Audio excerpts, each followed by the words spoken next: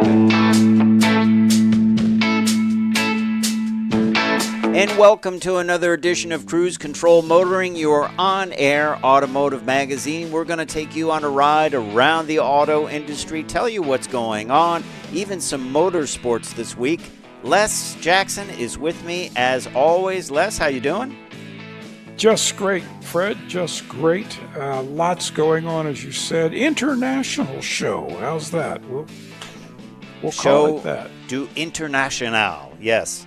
Well, we're going to get started, though, with a story about the manual transmission. It may be disappearing faster than ever. And over at Volkswagen, they say the clock is ticking on the last stick shift in America. While over at Honda, buyers are rushing to dealers to grab manual transmission Civics before they also become automotive history. Here we go. Anyway, speaking of Honda, they're also facing growing pressure over their electric vehicle strategy. Reports say a multi-billion-dollar EV setback has some former executives questioning the company's direction. Well, of course. And those challenges could force major changes to future Accord and Passport models. That is going to be a big thing. Even, I'm not sure if the CEO will survive. We'll have to see. But meanwhile, Chinese auto giant BYD says it can easily overtake Toyota and become the world's largest manufacturer in 5 years. We're asking, is that realistic or just wishful thinking? I don't know. It may be a possibility. It may be. We'll cover it if and when it happens. Meanwhile, Ford is taking a different approach to electrification. The company has begun testing a new affordable electric truck platform aimed at bringing EV pickups to the masses rather than the luxury market. Yeah, this is the new thing. They're going to use spoked it's not an assembly line. It's kind of a spoke assembly method. And another interesting article this week on Ford, kind of debating whether it was a smart idea to get rid of sedans. They said they had to. They couldn't afford to build them anymore. We'll kick that around, too. And get ready for the 24 Hours of Le Mans this weekend. Cadillac is chasing overall victory, doing very well in some of the early testing and some of the early time trials.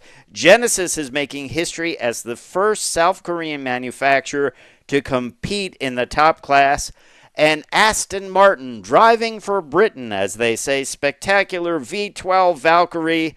Listen to the song of the V12 is one of the most talked about cars in the race, and I'm sure that is going to be a fan favorite.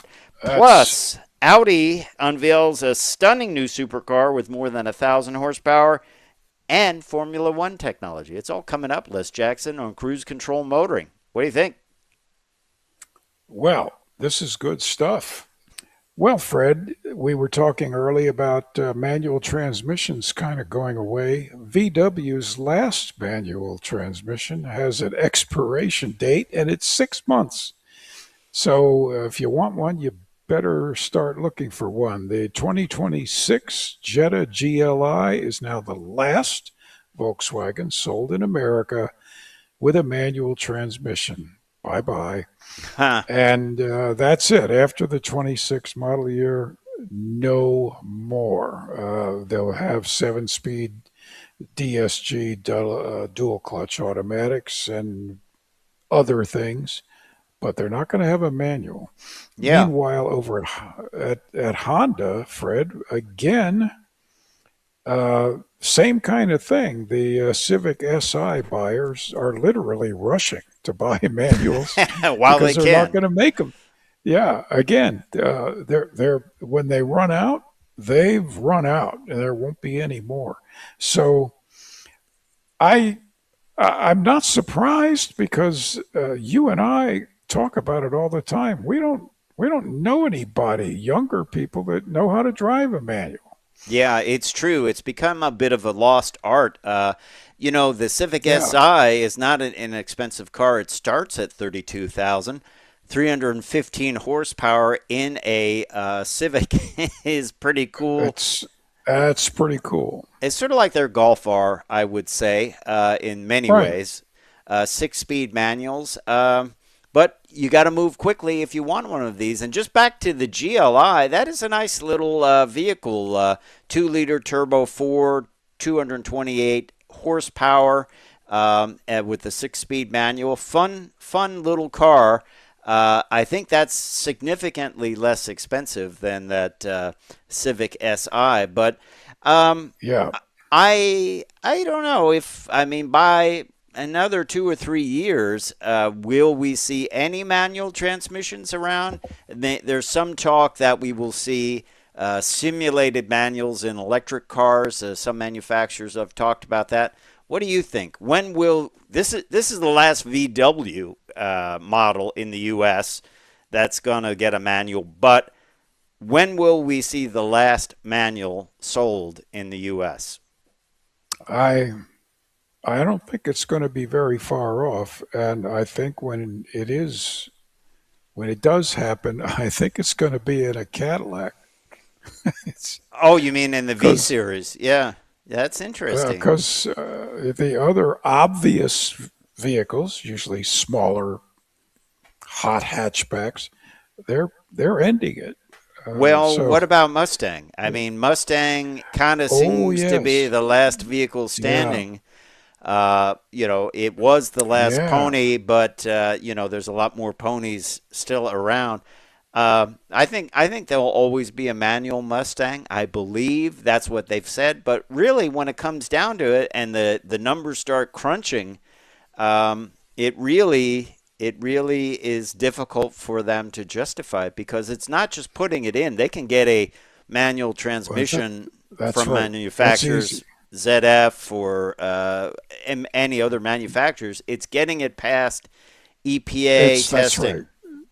You've got to do the same 800-page certification form uh, to make it sellable in the United States. It's most of it is emissions and that kind of thing. But the fact is, if you want to sell a manual transmission car and you can only sell 500 of them, you're spending I don't know, probably $1 million or more certifying those things. Right. And then if only 3% of the Yeah, customers buy them, it's not really worth it. And you as things can't become sell the tighter and business case. tighter, yeah, they can't do Yeah. it. They can't do it. Hey, let's talking about business case. Let's just quickly move over to Mitsubishi. They're bringing back a name that's been around for a while, and it's an interesting scenario, and it's kind of funny. This is the Mitsubishi Eclipse. That name has been around for a long time in Mitsubishi Hmm. land. But it might look familiar to you, and there's a good reason because it is the Nissan Leaf kind of reimagined as a Mitsubishi. Now, let's remember, Nissan and Mitsubishi are owned together. They're partners basically, and Right. Nissan just brought out the Nissan Rogue hybrid, and that of course is a Mitsubishi. So this is kind of interesting that they would do this, but what do you think of it? I mean, it's a good looking it's a good looking Nissan Leaf, isn't it? It is actually they've made the Leaf very Mitsubishi looking, especially in the front. Yes.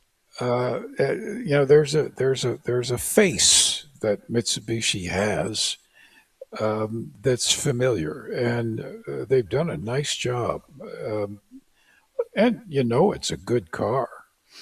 Yeah. So, will this? Why would someone buy an Eclipse over a Leaf? What do you think that is? Or is it just to say they have it there? I want an EV. You walk in your Mitsubishi dealer, and there it is. Or you maybe you just like the styling better. I don't know. It It's is. probably a similar price, but the fact is, if you're interested in buying something like this, and you go look at a Leaf, and then you go look at the Mitsubishi, I think it's going to be a matter of it's like making a decision between a Hyundai Sonata and a Kia K5.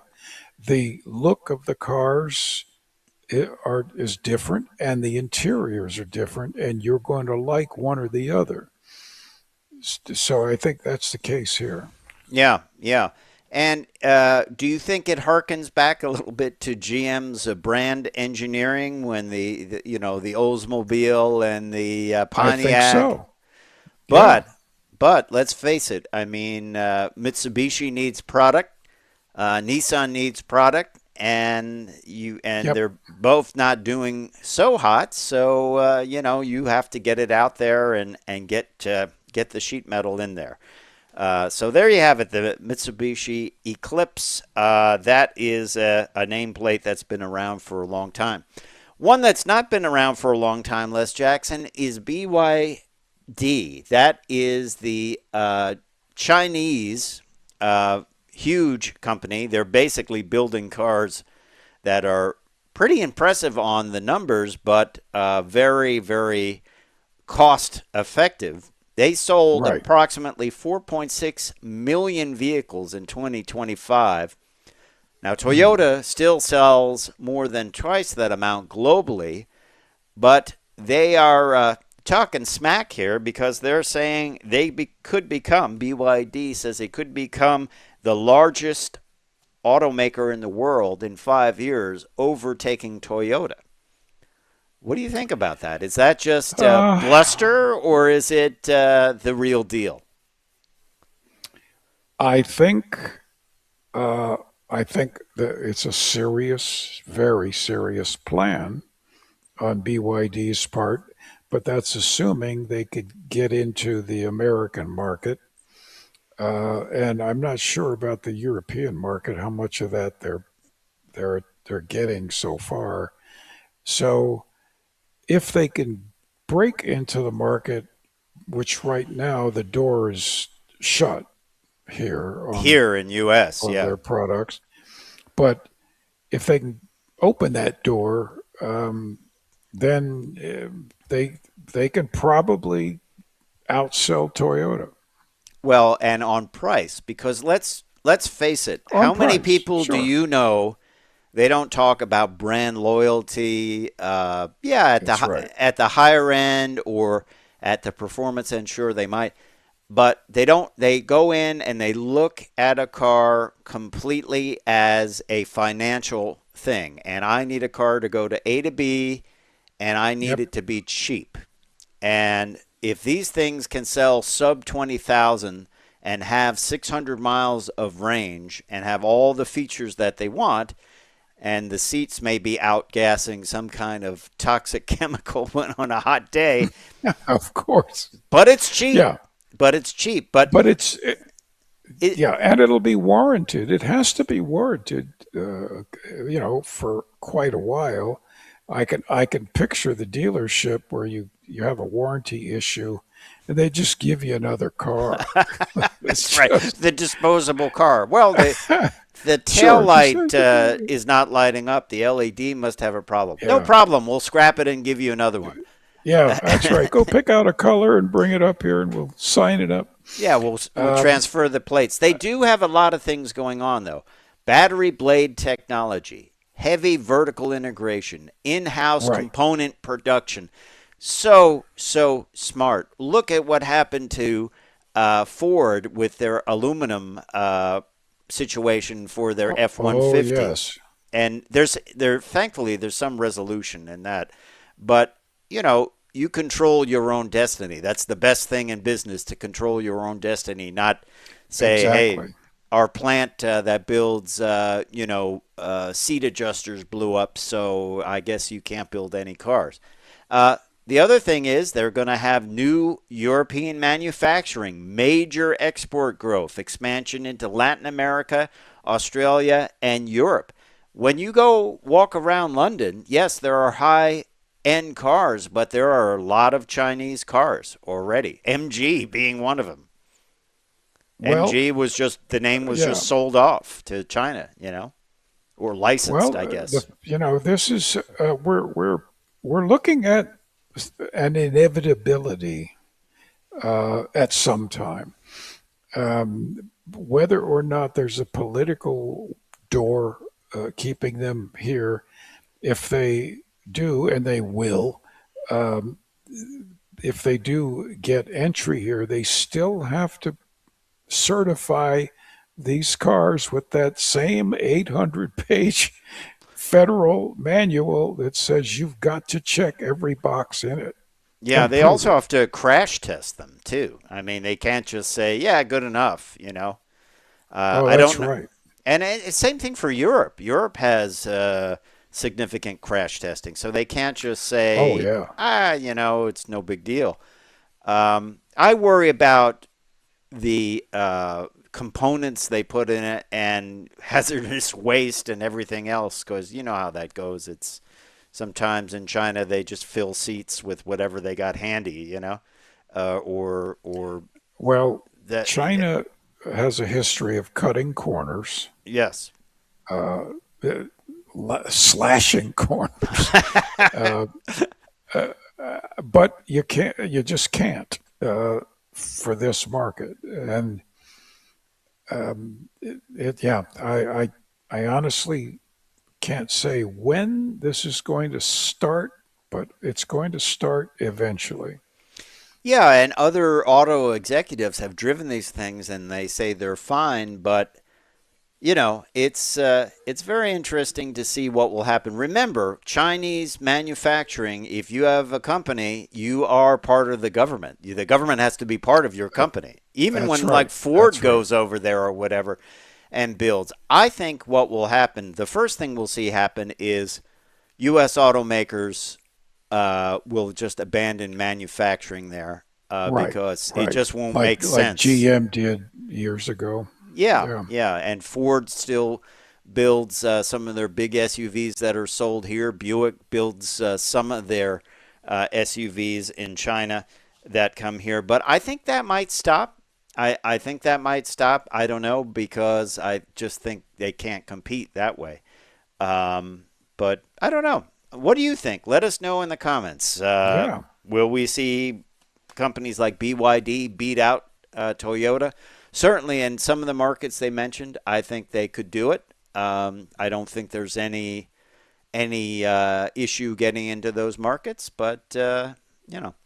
Now, meanwhile, according to an article in Autoblog, there is a bipartisan bill that has been introduced that would dramatically restrict Chinese vehicles' software and components from entering the U.S. market. They say even if you owned one in Canada, you Yeah. couldn't drive it in the U.S. And that's because of things like GPS locations, driver habits, vehicle camera feeds, all being collected as manufacturers do these days. We talked about it a lot on cruise control motoring, wireless communications. Some feel that Chinese built vehicles could create security risks to concerns. Uh, and, this could be an interesting problem. What do you think?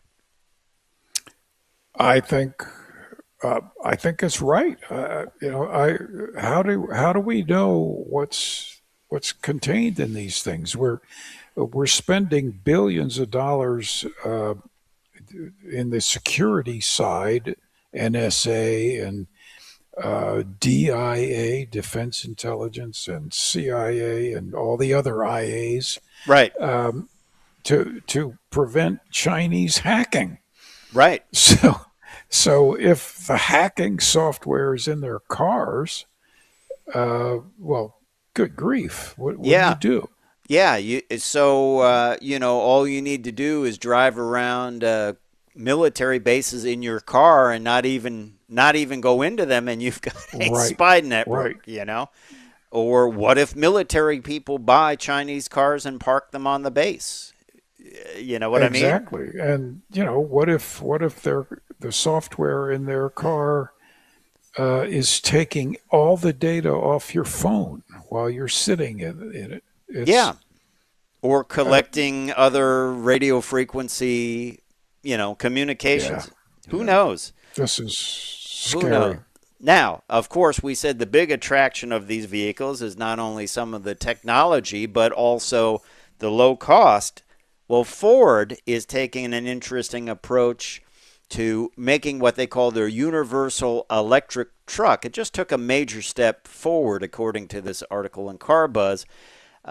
They are preparing for public road testing. This is kind of like their Slate, a basic vehicle.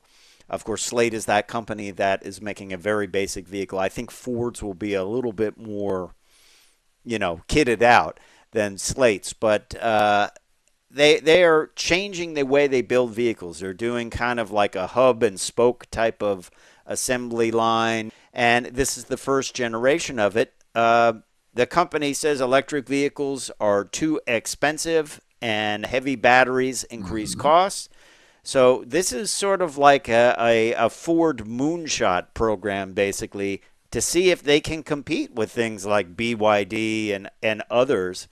Um, I'm interested to see what they come up with. They're using lithium ion phosphate batteries, which are lower cost, better durability, improved affordability. It's going to be interesting to see what they come up with, right? Well, what's really attractive about this is they're aiming for a really, really affordable target price of $30,000, which is kind of putting the pickup back where it was about 10 years ago, Right. which is a good thing. I'm equating this whole idea to the 21st century version in trucks of the Model T. Yeah, that's A, that's a, kind a, of what they call it, the a model. basic, yeah, a basic truck. Yeah. When's the last time you or I have driven a basic pickup truck? Yeah, they became Uh, luxury items. Let's remember they brought out yeah, the F-150 Lightning, great vehicle, but now that wonderful. pricing is north of $100,000 or very close to it. And they say that's not a volume piece. And of course, they've canceled that for now. Who knows if it comes back? But while we're saying this is a basic truck, it will have some very cool technology, bi-directional charging, home backup power capability, future autonomous driving upgrades, advanced in-house software architecture, and no futuristic Cybertruck design. Yeah, That's hey, yeah. Similar footprint to a Ford Maverick, so about that size. Not a full size truck, but that's not a bad truck either, is it?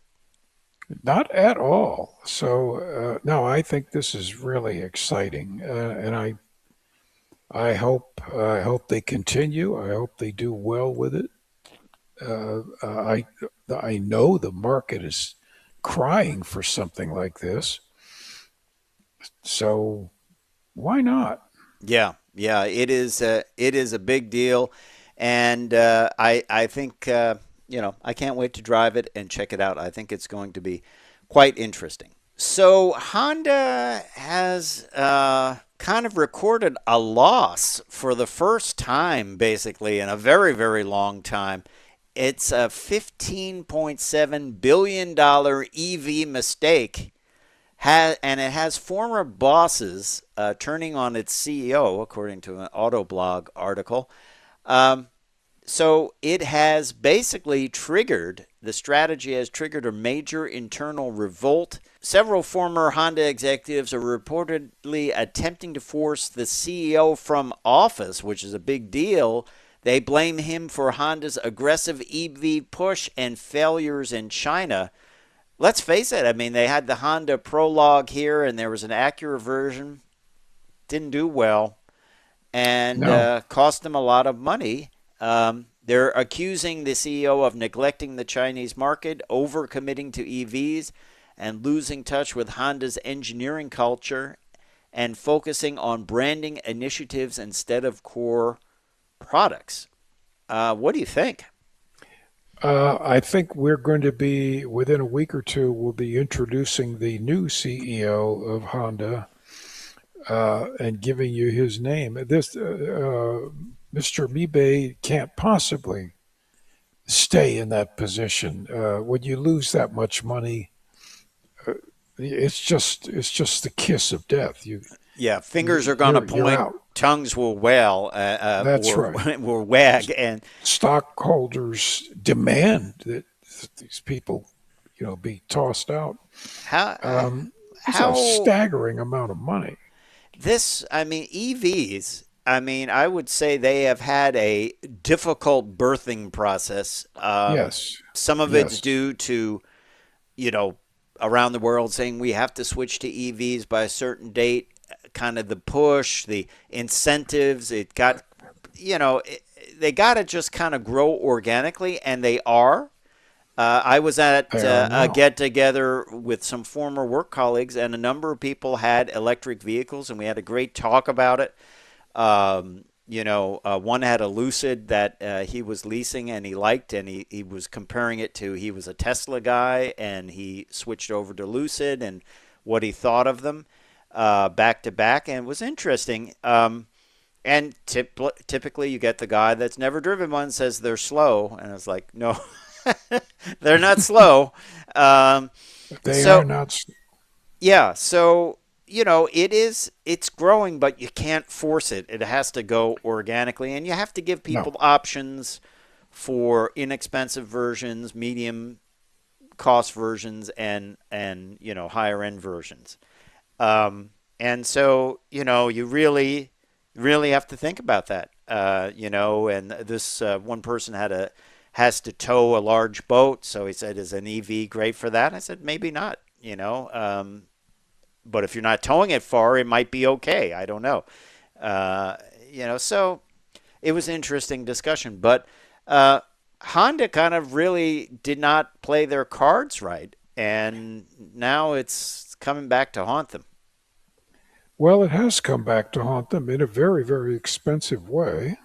Um, they just didn't ask the question: Do this many EVs have a market big enough of people whose lifestyles kind of demand an EV? And the answer to that, of course, is no, because, as you say, it's growing, it's Growing and evolving, yes, and it will be there, yes, but not tomorrow.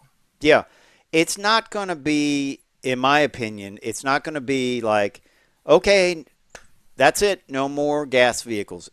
I don't see that happening Yeah, anytime soon. But I see it as I said with some of my former colleagues and friends, you go somewhere and there's somebody that has one and likes it. You know what I mean? right.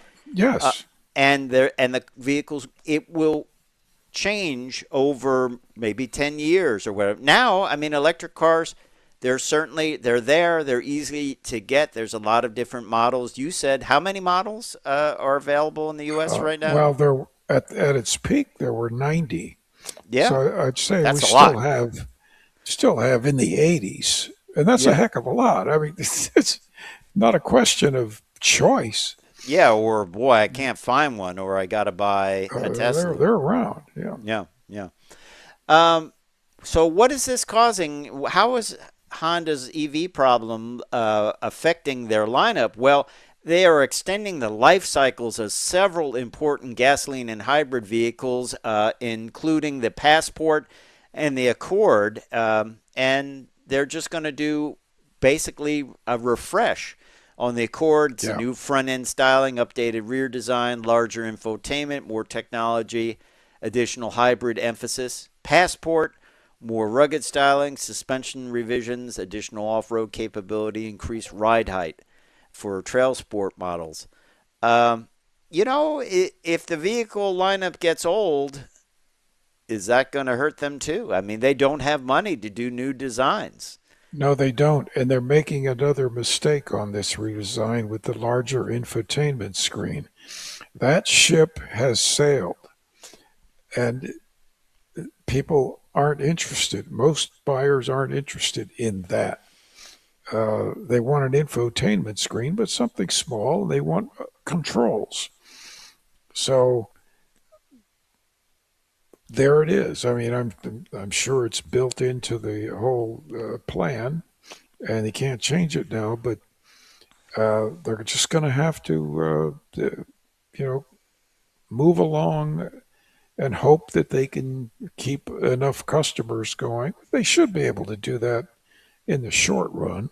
Well, it depends. If someone comes into the Honda dealer and they're like, wow, I have a 3 year old Passport or I have a 3 year old Accord, and this one basically kind of looks the same, Yeah, it's and kind of I the don't same. see anything new and exciting. But hey, over there at whatever dealer, they have something new. There is no loyalty, No, there is no. and they're going to say, well, shouldn't it cost less? It's not that different than the other one. Why does it cost more? So I think this is something that could be a multi year problem for Honda, and we'll have to see how they come out of it.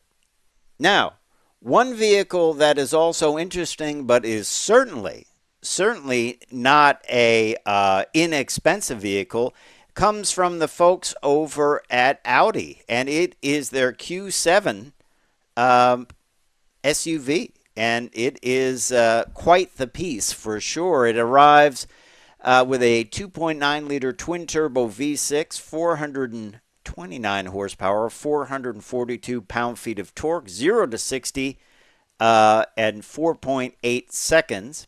And then the SQ7 will come in with a 4 liter twin turbo V8, 591 horsepower, 590 pound feet of torque, and a 0 to 60 of 3.7 seconds. And here's the good news: it's not just a performance vehicle because it can tow up to 7,700 pounds.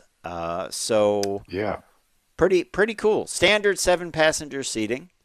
Optional 6 passenger captain's chairs are available. Chat GPT powered voice assistant, a new panoramic roof with adjustable transparency, an optional full 4D Bang & Olufsen sound system. Hmm. Um, this is not going to be cheap. We don't have pricing on it, but it is a flagship. It's yeah. It's going to be up there because look who they're targeting as competitors. Uh, the X5, the Mercedes GLE, the Genesis GV80, the Lexus TX. So all of those are 80-ish, Yeah, 70, 80-ish. yeah, exactly. It's a major piece in the Audi lineup for sure. But, that wasn't all that was released this week. They're also No. releasing a hypercar, which I think kind of has some. It has some kind of looks of Audi past, and then it also has a little bit of, believe it or not, the new Jaguar Type 01 Yeah. in it. Um, Yes. no rear window that I can see. It is, either blanked out or has a camera there. But this is also not going to be an inexpensive car. It's called the New Volare Supercar, and it doesn't Right. have 1,000 horsepower. It has 1,001 horsepower. Oh, very important. That extra horsepower is to run the air conditioning. It's it's um, and the power seat, but it is named the Nuvolari after Tazio Nuvolari. Anyone who's Italian like me knows he was great a great race driver in the days he drove against Juan Miguel Fangio, the great Spanish driver, and these guys were the they were the trendsetters in back in the 30s and 40s of great race driving. So he's like all of those guys. He is highly regarded in their native countries, and it's nice that they're naming these cars after them. Yes. It's to say it's going to be fast is pointless because it's blistering fast. Yes. Two and a yeah 2.5 seconds to 60. You're pulling G forces, Yes. and you'll feel it. Yes. Now, there's a couple of different versions. There's the RX6 Performance, 621 horsepower. The Audi R8 V10 Performance. This is from past vehicles, just to give you reference. And it has a lot of R8 in it. But the Audi Nuvolare has 1,001 horsepower. Now, it is a hybrid powertrain. Not for economy, but for performance. So the engine is a 4-liter twin turbocharged V8, 800 horsepower. Check that out. Check your TAC, because the rev limit is 10,000 RPM. Here we go. Has 2 oil-cooled axial flux motors. We were talking about axial flux motors last week, with a combined torque of up to 2,150 Newton meters. And there's one additional electric motor mounted between the engine and transmission out back. Wow. Wow. Wow. So driving this thing, when you stand on the accelerator, it's literally going to feel like someone has hit you in the back with a 2x4. Oh, yeah. I used to say it's like you're sitting at a stoplight and you were rear-ended by a loaded concrete mixer. Yes, that's exactly right. These are not trivial vehicles to drive, and I don't even want to guess what this will cost. It's well, tell absurd. us some of the Formula One technology that they're using. A lot of Formula One technology in it, right? Yes, a lot, which isn't cheap, but it's very effective. What do you think?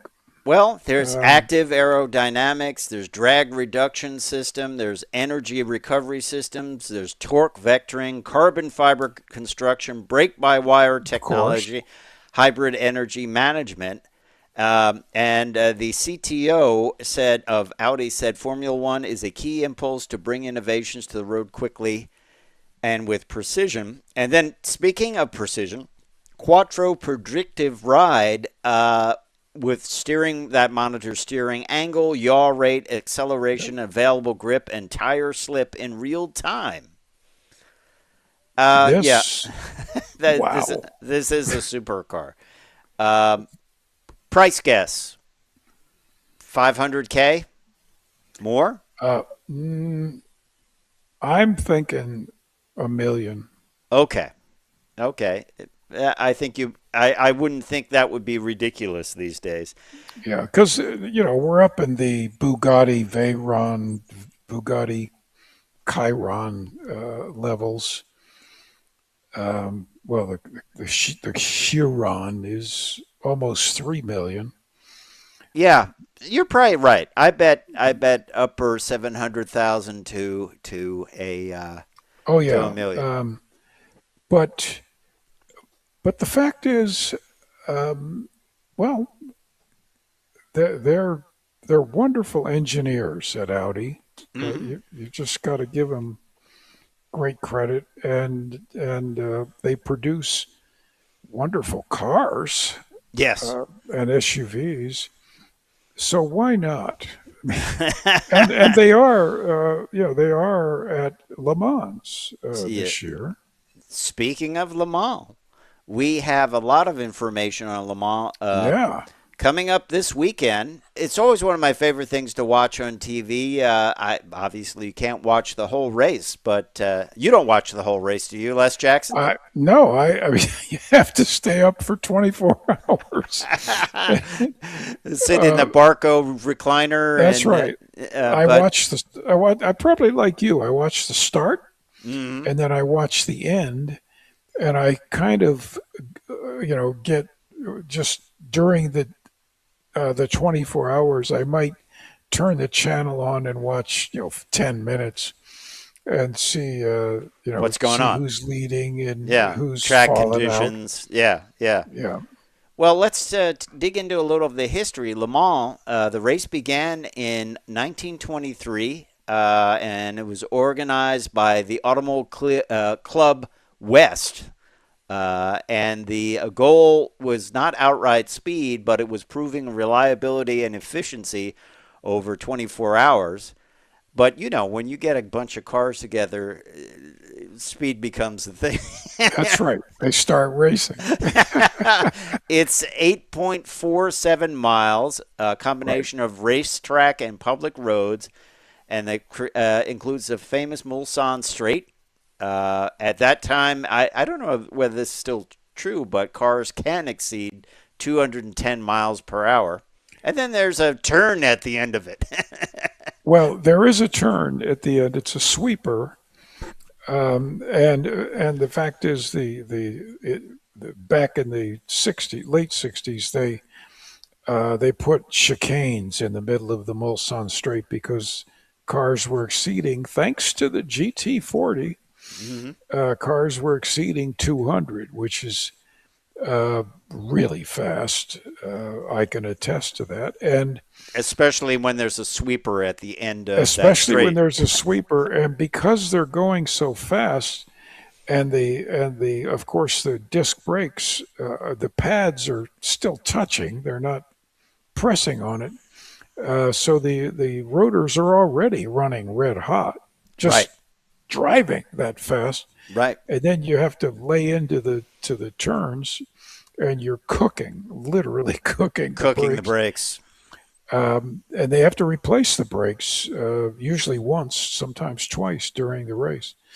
Um, and there were crashes, very, very bad Big crashes. crashes. Yeah. So they put the chicanes in to slow the cars down. But of course, the cars are still They capable get of well faster. over 200.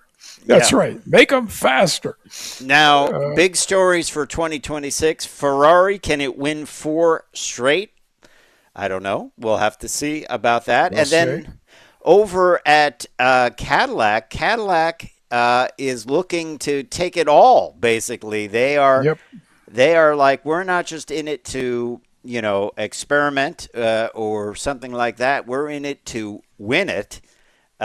So that's an interesting angle. And then over at Genesis, it's the first time for them being in this race, and they're just looking to, kind of finish it and do do a good job. Um, They'll they'll place. I think they'll place probably third or fourth. wow, that's Um, pretty good for a first year well, it effort, is isn't it is pretty good, but you're looking at some fantastic engineering of the car. Uh, and what it takes is a good driver team. Remember, every car has two drivers.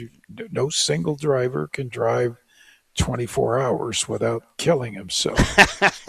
it? So you drive typically 4 hours, then you get out. Then the next your partner gets in and takes off. And you can't sleep during that time. Yeah, and he goes to sleep for 4 hours. No, he they doesn't. he His sits. the adrenaline keeps him awake Yeah, anyway. yeah, you couldn't sleep. You can lay down on the. No, We you we can't had some of sleep. the Team Corvette guys, and I said, "Yeah, Yeah, could you do that?" I said, "No, I couldn't." no.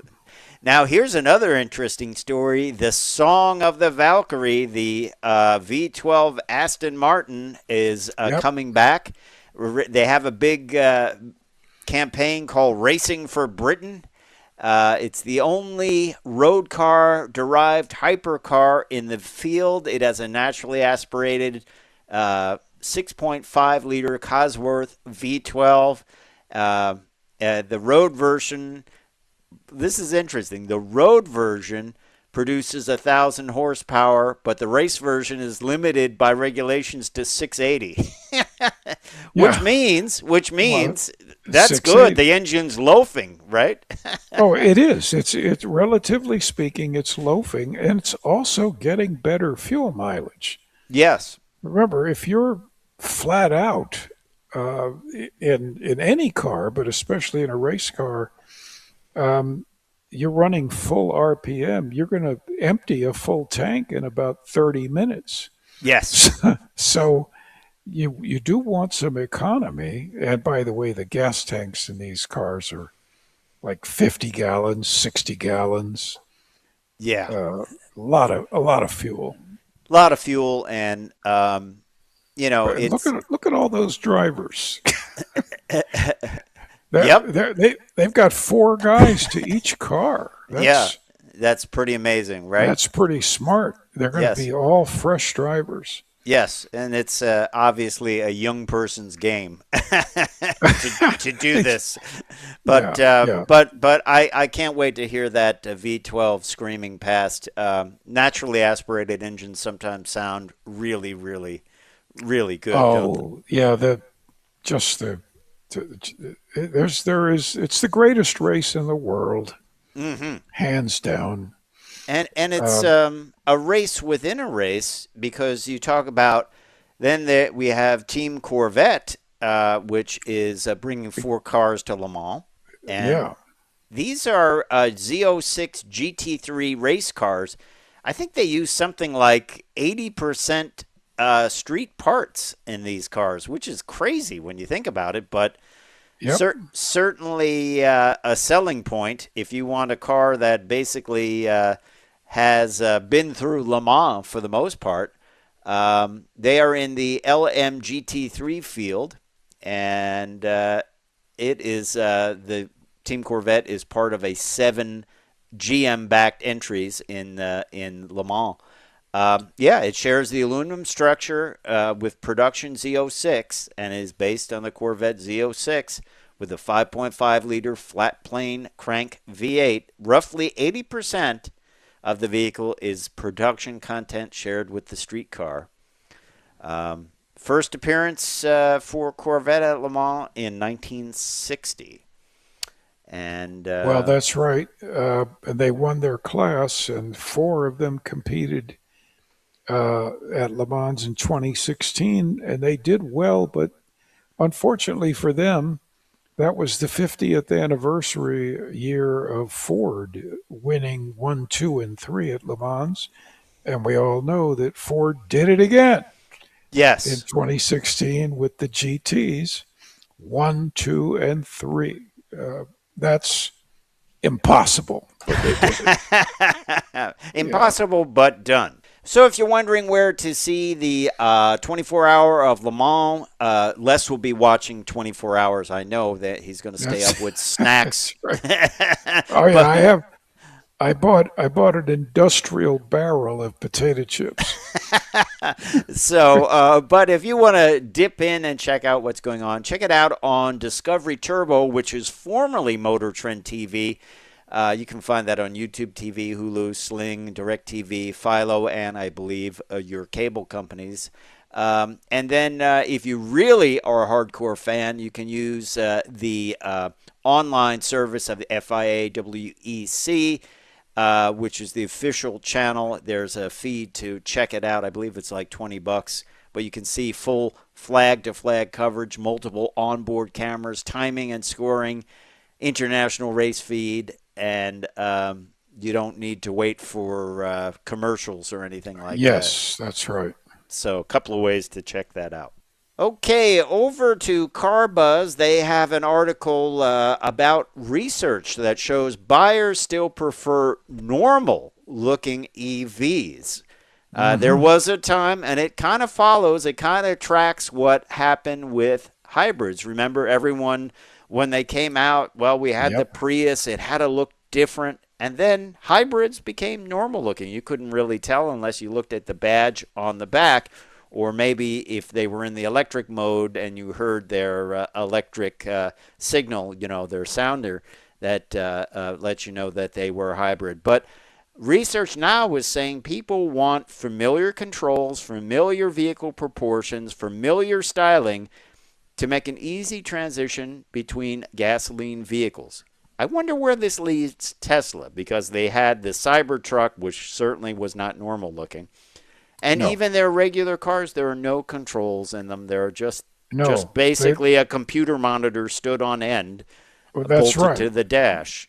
Yeah, and the front ends always look to me like a fishing boat. Right? Yes, it does. Or like it's not complete. Like Right? somebody Yeah, like it's not didn't. It's not complete. finished yet. We're gonna Yeah, cut out for the grill and all that. Um, yeah, I've always liked, personally, I've always liked this. When we drive press cars, I like an electric car that looks like an electric car. exactly. My only thing is I don't mind the frunk, but a lot of new electric cars don't have it because they have traditional storage in the back. And why some have little vestigial frunks, but I don't even know what I'd put under there with all the heat in that. I wouldn't put anything of importance under there. So Yeah, look at what's selling well. Ionic 5. That is a traditional style car. You that's get right. in it. Looks great. Looks Kia great. EV3, Chevrolet Equinox EV, Volvo EX30, and Volkswagen ID4. These are normal Yeah, styling. I won't call it normal styling. I'll say these are more traditional they're styling. mainstream Mainstream. enough. Yeah. Um, I just think people want to be comfortable if they're already getting used to things like range anxiety and all this, that, and the other thing. Uh, they want something that's easy to control. And we've talked about it a lot on cruise control motoring. They want knobs and buttons and not toggling through Yeah, menus and, yeah, and, and touch screens for everything. Um, it kind of, to me, says Tesla, what they're doing is completely different than what most people want nowadays. And you can see that where there's actually aftermarket companies that will make a button panel that will control some of the features in your Tesla. So you that's can go, right. yeah, And I'm unfortunately, well, not unfortunately, but the fact is, I cannot look at a Cybertruck without thinking that I could go to Home Depot and get sheet panels of aluminum and make that truck in 24 hours. I I, remember a mutual colleague of ours, when it came out, he said, that can't be real. He was at the reveal and he said, no, that's a yeah, joke. That's some kind of scam yeah, or ploy or something. There's something going on there.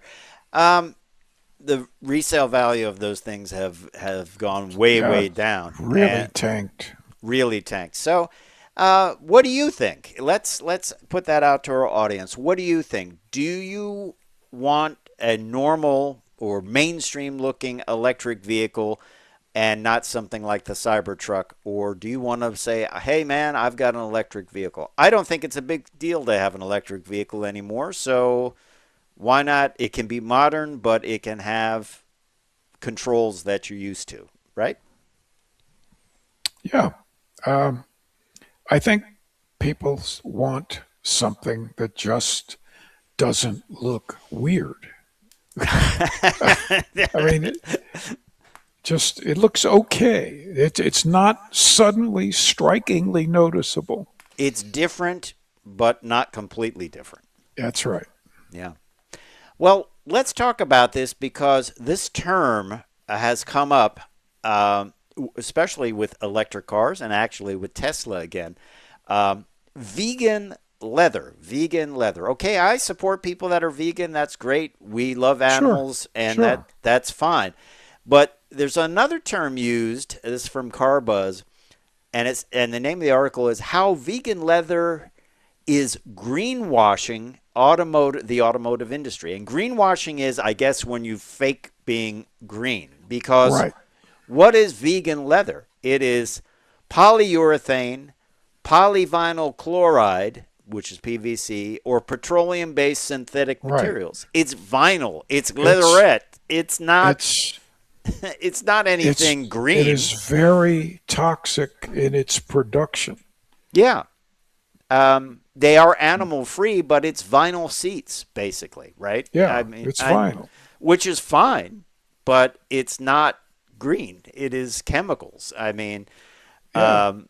so I don't know. I've never heard that term greenwashing, but Well, I've never heard greenwashing either, but it's a good word because it's exposing the marketing of so-called green materials, which in fact are not green. they're They petrochemicals.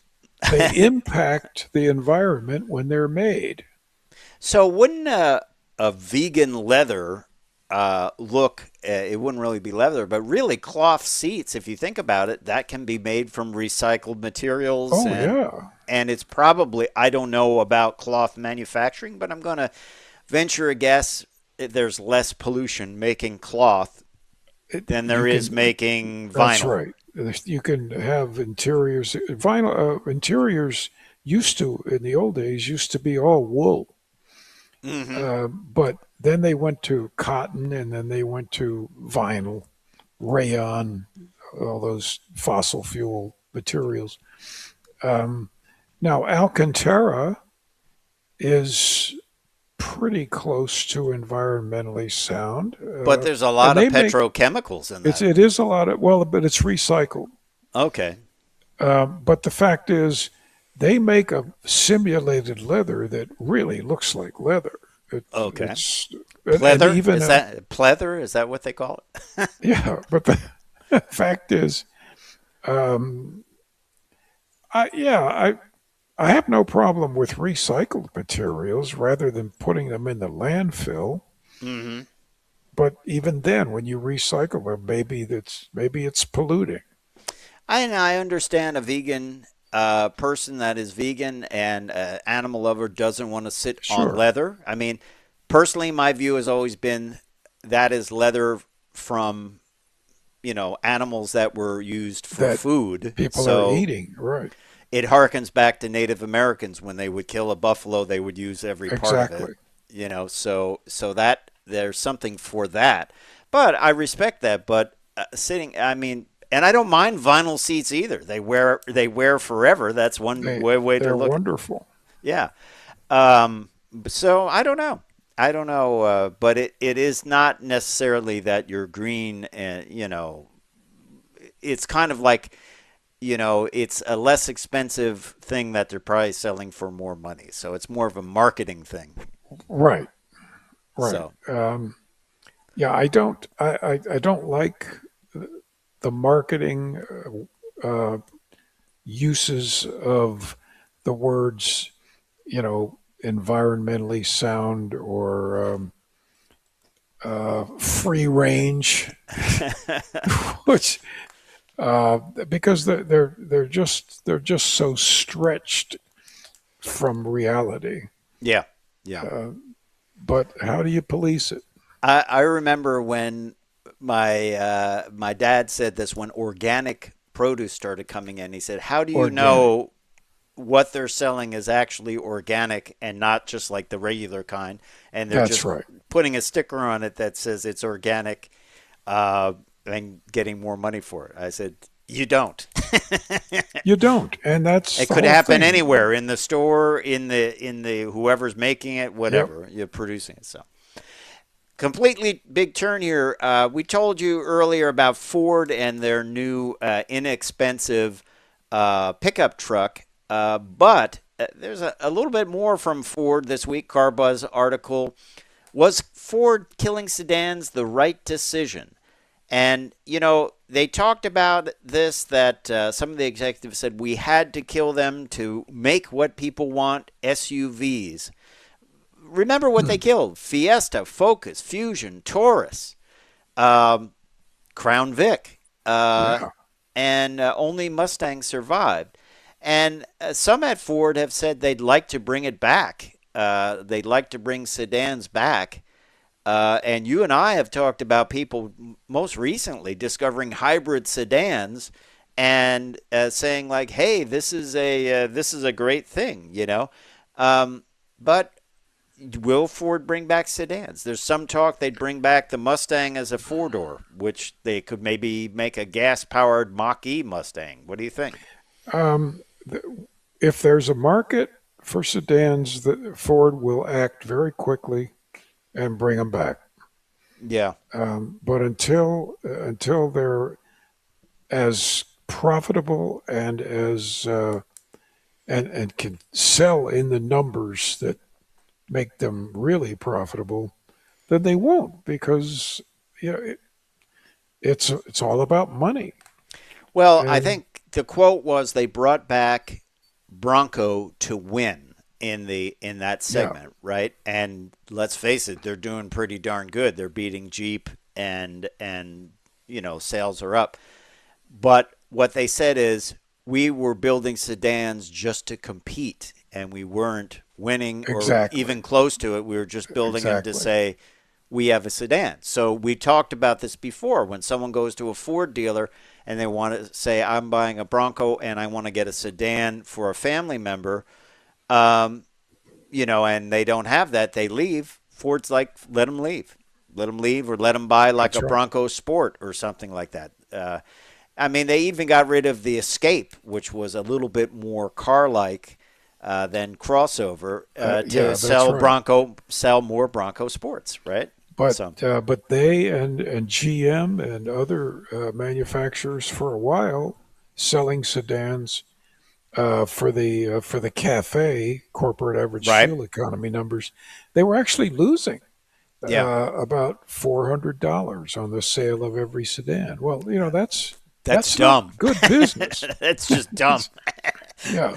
Yeah. So, hey, we also talked a little bit before or alluded about Ford and their aluminum supply crisis. It may finally be over. Novelis has restarted production of critical aluminum pieces for the Ford F-150 in its Oswego, New York plant after months of disruption due to multiple fires.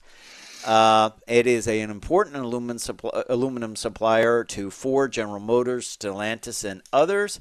But Ford was hit hard because the F-150, the Expedition, the Lincoln Navigator, and other trucks Yeah. are made of aluminum. So there were a lot of bottlenecks developed across the industry, and they're saying it could cost Ford, about $2 billion.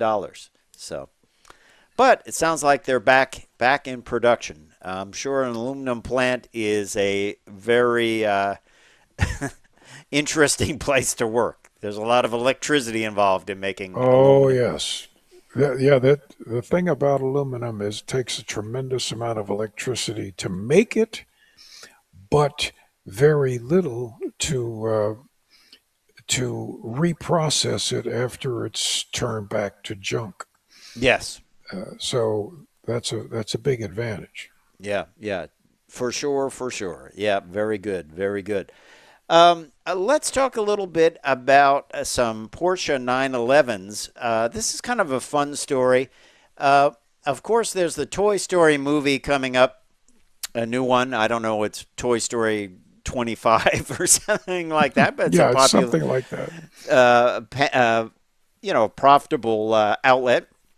Porsche and Pixar created Toy Story 911s, and it's good. The proceeds will benefit Big Brothers Big Sisters, American Red Cross, and the Starlight Children's Foundation. They built a Buzz Lightyear 911 GT3 RS, which features white and green and purple theme, a custom Lightyear set of tires, and Space Ranger logos. They built a Jesse 911 Targa 4 GTS, 532 horsepower, unique pearl white paint, and red Targa top, and custom Western themed interior with Yeehaw illuminated door Yep. sills.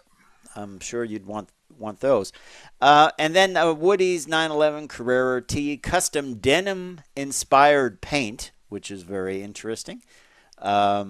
Vintage leather interior, cowhide floor mats, and Ride Like the Wind illuminated door sills. Kind of a fun thing. They're going to, I guess, auction these off with proceeds going to some of those things we mentioned. So that's a that's a nice story right there for generating some great Yeah, great money. it's a very, very nice gesture. They're pretty cool looking, actually. Yeah, I like the And denim paint. I think yeah, that could be something that could be used across the industry. So, well, we hope you've enjoyed this edition of Cruise Control Motoring. We're always glad to have you with us. Don't forget to check us out on our social media outlets and like and subscribe. It really helps us out. Time for me to say I'm Fred Staub. I'm Les Jackson. We're going to see you down the road.